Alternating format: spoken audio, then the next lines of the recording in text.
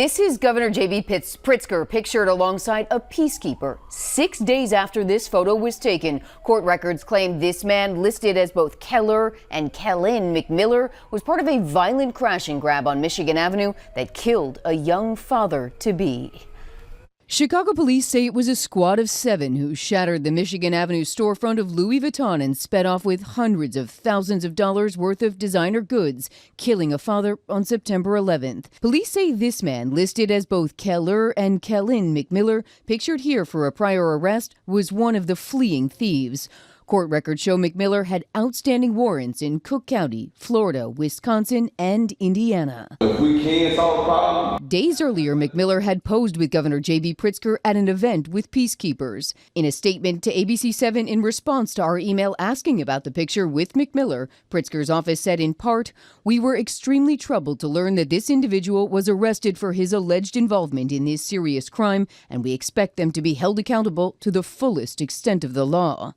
Let me tell you how this works for everybody that really don't understand what's going on here.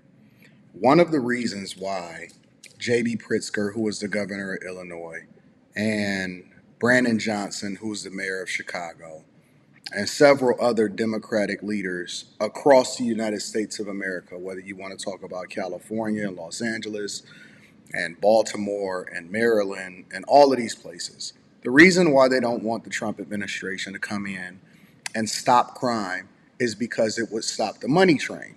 Well, how does that work?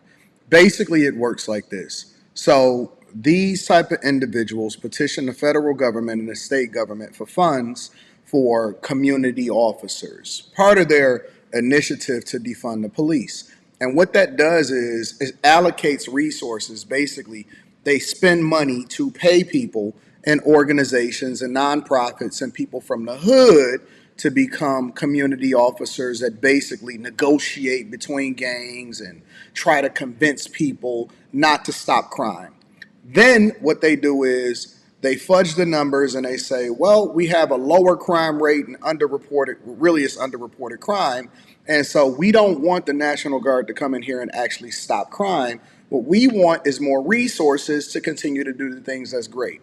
Meanwhile, you have people that haven't had change behavior. Nothing is really happening.